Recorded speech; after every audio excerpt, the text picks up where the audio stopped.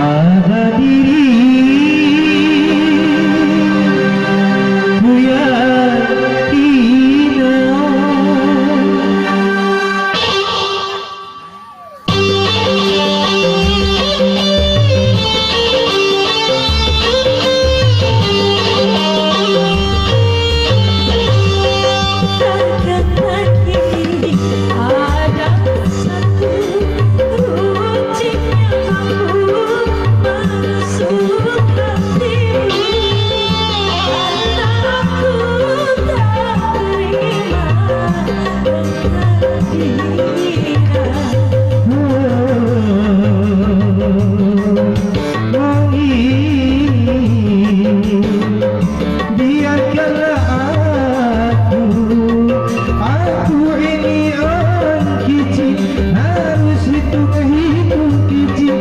Sore aku selalu menimbang diri, memang tak pernah mendampingi dirimu.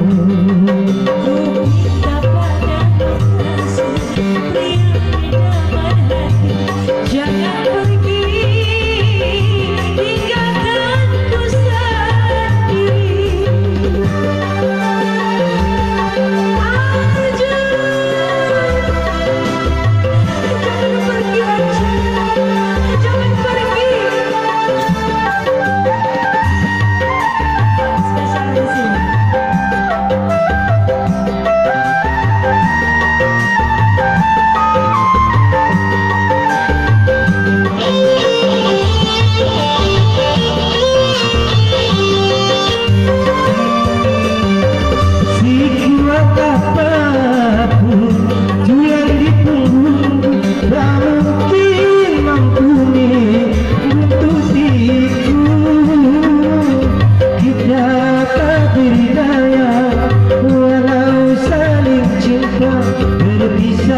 Itu jalan yang utama.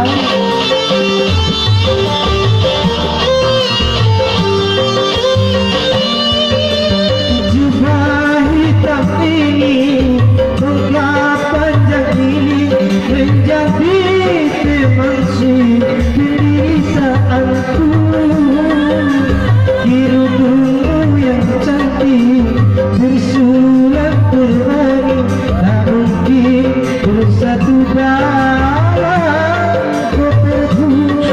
Lagi penuh, biarkan ku ikut serta, mati pun aku rela.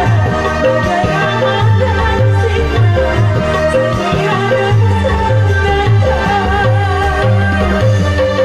Takkan lagi ada satu runcing yang mampu menusuk hatimu, karena aku tak terima dengan